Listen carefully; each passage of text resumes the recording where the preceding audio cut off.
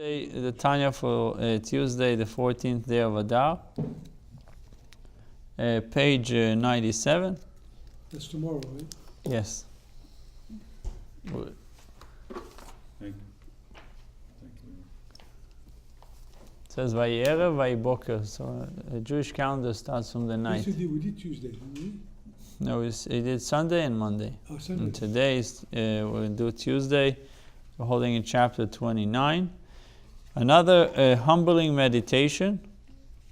Think about the multitudes of thoughts, words, or actions, and even dreams we entertain, which are not holy or serving a godly purpose, and the inner space that puts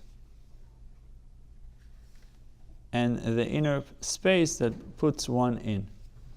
So if somebody thinks that he's a righteous man, he's doing all these good things, he said, you have to humble yourself. If you want the light of the neshama to penetrate, you have to humble. How do you humble yourself? Trying to think about all the thoughts, asher lo la'Hashem ema, they were nothing to do with the will of God. And if Hashem says, I'm bringing you into this world to serve me, right? You need to serve God. So throughout the day, how many thoughts were not connected with God? How many speech you spoke about things that had nothing to do with Hashem? If you're working and you're doing it to provide to your family so your kids can go to yeshiva and you can live a Jewish life, then even the mundane things that you do, they are part of Hashem's doings. You're doing the work of Hashem. But what about all the thoughts that ran into your mind? The mind's constantly thinking. He said, multitudes of thoughts, words, or action, and even dreams which are not holy or serving a godly purpose. Now he says, even if a guy can testify that he did not sin in his life, he writes, even he who is innocent of the gravest sins of youth, but yet wants to attain a broken spirit, should set his heart to fulfill the counsel of the Holy Zohar, to be a master of accounts. To be a very calculative person, to see how at the end of the day or the end of the week, try to calculate the same thing that you have a spreadsheet and you see how the expenses are going, how the profits are, and what is this and what is that. Any businessman has to make calculations, right, to see a direction of the business. The numbers make sense.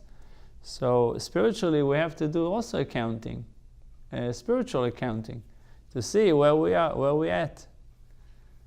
And even that's for someone to do calculations to see that you're not perfect. It's for someone that is close to perfect. So he has to have the questions whether he's there or not. Then he has to think about all these things. But most people no one can, that I know, can say, hey, I didn't even sin when I was young. 16, 17, 14, 15, 16, 17, 20, 22. How many people can say that they were clean of sin? This means that he should take stock with his soul. מכל חשבון עם נפשו, מכל המחשבות והדיבורים והמעשים שחלפו ועברו מיום היותו עד היום הזה, אם היו כולם מצד הקדושה או מצד הטומאה, רחמנא ליצלן. דהיינו, כל המחשבות והדיבורים והמעשים אשר לא לאהבה יהימה ולרצונו ולעבודתו, שזהו פירוש לשון סטרא אחרא כנזכר לעיל. So we're going to see what the sitra achra means. People say sitra achra. What does it really mean, the other side? So he explained, this means that he should take stock with his soul of all his thoughts, utterances, his speech, and actions that have come and gone since the day he came into being and until the present day. Were they all of the realm of holiness or of the realm of impurity? God deliver us. This latter realm includes also any thought, utterances, or action not directed toward God. Not necessarily that it was bad thoughts, but these thoughts were not directed to Hashem. His will and His service, even when they are not actually sinful. Since this is the meaning of the term sitra achra, not necessarily evil, but simply the other side. The side, the realm that is not holy. Anything that does not contain holiness belongs to the realm of impurity. There's no such a thing as neutral. That's what we see over here. Either it's in the realm of Kedusha or it's in the realm of Klippa. And if it's not directed to Hashem, it's in the other side. So now you see what is Sitra Achra. Let's speak about the other side. The other side means that it's not associated with Kedusha. ומודעת זאת, כי כל עת שאדם מחשב מחשבות קדושות, נעשה מרכבה בעת זו להיכלות הקדושה שהן מושפעות מחשבות אלו. Now we see it goes much deeper than that. It says, now it is known, listen to this, whenever a person thinks holy thoughts, you have holy thoughts, he becomes, during that time, a chariot for the chambers of holiness. You become a chariot. You are a vehicle to the chambers of holiness. You are being used now for the side of Kedusha. These thoughts, and that's where the thoughts originates, from the source of Kedusha. Or more precisely, whence their vitality originates. You tap into the vitality, to the energy, where these thoughts are coming from. Becoming, right. So becoming a chariot means that he becomes completely subservient to these eichalot, to these chambers, to the chambers of Kedusha. Since you have holy thoughts, you become a chariot, you're becoming a vehicle to them, to the same degree that a vehicle have no will of its own. Meaning you're completely subservient. Your vehicle doesn't care and it has no opinion of where to go. You decide where to go. The vehicle just takes you there, right? Imagine the level of nullification, of being subservient to the realm of Kedusha to such degree that you have no will on your own. You're just a vehicle. And this is being done automatically when you have holy thoughts. What's holy thoughts? If you were thinking about Torah thoughts, you're thinking about what you learned. Yeah, Torah includes everything. Torah includes Mishnah, Gemara, Hasidus, Kabbalah, anything that you reading Tehillim, your mind is used. You're reading Chumash, your mind is used for Kedusha. Baal Shem Tov used to say that where your mind is, that's where you are at. Where your thoughts are. Where your thoughts are, yeah. So you can be here, but your thoughts can be in somewhere else. Exactly. Or you can be somewhere else and your thoughts can be here. But in general, holy thoughts is thoughts that are associated with godliness, with Hashem. When he meditates on the love of God, for example, he becomes a vehicle for the supernal chamber of love, and so on. Love of God is beautiful. That's a great example. וכן להפך, נעשה מרכבה טמאה בעת זו להיכלות הטומאה, שמעין מושפעות כל מחשבות רעות וכן בדיבור ומעשה. Conversely, when he thinks impure thoughts, he becomes an unclean vehicle for the hechalot, for the chambers of impurity, from where all impure thoughts originate. So too with speech and action. Not only with thoughts, also with speech and action. Even one who cannot call to mind any past sins, can humble his spirit by contemplating how often he has become a vehicle for impurity, through his thoughts, words, and action, which, though not sinful, were still of the realm of Sitra Achra, since they were not directed toward godliness. So it gives us a tool to humble ourselves, to see that our thoughts, how many times our thoughts, speech, and actions were not directed toward Hashem, and therefore we became at that time that our thoughts were not directed to God, we became a vehicle to the other side. And becoming a vehicle to it, you're strengthening it, giving it power, giving it existence. Ignoring it is destroying it. So this is a great method that the Alter Rebbe suggests, is humbling ourselves. Why should we humble ourselves? Why should we humble ourselves? If we want we want Hashem to dwell in us, we have to humble ourselves. Someone has self-worth, is arrogant,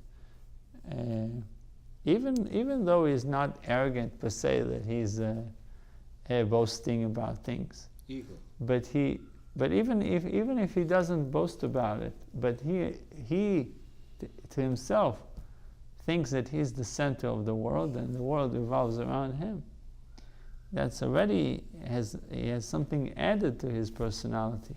It could be learning Torah, doing all the mitzvot. It could be praying slowly with meditation, but he's the center of things. He is the one that learns. He is the one that loves God.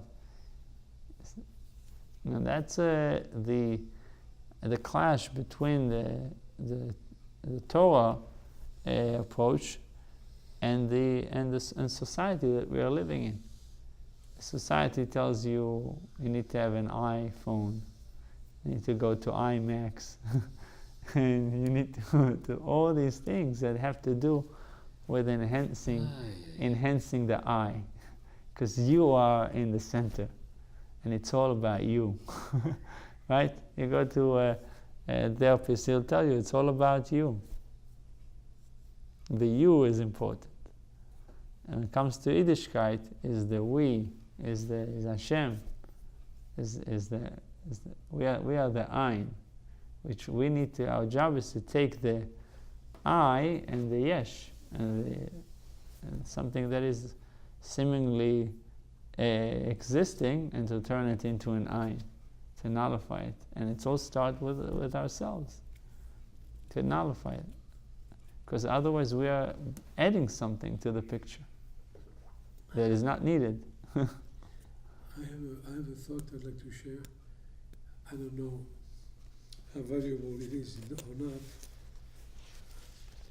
but if it's from the side of Kedusha, it's valuable. we're talking about Kedusha and talking about Sichatra. We have to make a conscious effort to think about good, about Torah and so on. And if we don't take control of our mind, the tendency is to drift to the other side. Of course, yeah. Very naturally. Right. Naturally we're going to drift. So, talking about meditation, even it has to be conscious effort to really want to think about, otherwise the mind will always drift. Right. In all kind of direction, a path, and you may wind up in an impure. But the mind can be trained as well. The same way that you can train a muscle, you can train the mind to constantly think about positive things and negate negative things immediately as they come. We learned in Tanya that it's not in your control, meaning it's not in your control which thought will come to your mind. It's in your control if you would to entertain the thought. Yeah, right. Right. Immediate. But you are a little bit in control, because your thoughts are coming based on actions or things that you do. No, but sometimes you can see something, you drive and you see something in the road, and it leads to you to think about something. Exactly. You can even sit in your car and, Exactly. and see things are passing by. Not that they're negative things, but There's only many things. You can be lying down in your bed and just lying down just like that, and millions of thoughts cross your mind, thoughts that where you have no control of. we're not This is even where you talking have to about bad thoughts. Not necessarily. We're not talking about necessarily bad bad thoughts. thoughts. It's No. just thoughts. Advertising stuff. They have nothing to do Could be. with serving Hashem. Right. Nothing to do with Hashem. Like playing a sport or something. Because You can think about doing sports over you, so you can Watching you sport can be our healthy. attention during the Yeah. day, But it's not serving Hashem. So Some people, for them, watching sport for a certain amount of time, it's relaxing, and then they can go back to the learning. But you also have to see where they say in Yiddish, where the koch is, where is your excitement in life, and then you can see where you really belong.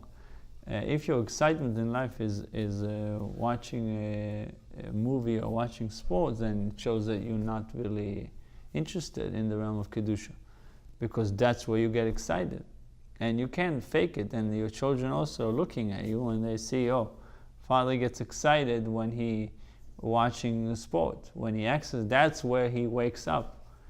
But if they see you wake up when you learn, and they learn the same idea, this is something we should get excited about.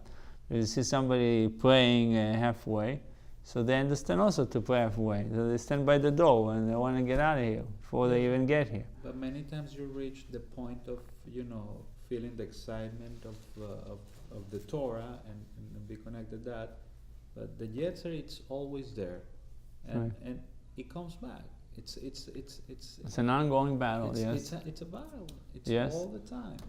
Yeah, but again, the I reached once, is another expression that I like is the way I saw these games. Consider- I love consider to your see mind soccer games and stuff. as a Once car. I was so So passionate either about you the ball drive by looking in front of that you and I say looking it's through the no sense. glass that you have in Guys front of running you, for a or ball, either you drive with a review It's a mirror, waste of time. I where your understand. mind is Right. always But elsewhere again, Right, it's instead of not being there. on the road. come back and watch. Yep. So you're driving. You're driving with Right. a review mirror. But as we see in Tanya, that we have to be grateful that the battle is an ongoing battle, because now you're being not just rewarded, but it's like an opportunity. The same way in business, you want the opportunities to keep on coming. Yeah. In spiritual growth, you want the opportunities to come. Right. It says, don't test me. We're asking God not to test us, but if He chooses to throw something at you, He gives it to you so you can grow from it. Right. So it's another chance to grow. The fact, if we were tzaddik, a tzaddik is born. He has his path already. For us, every time we have a challenge, it's a chance for us to grow. That's what makes So.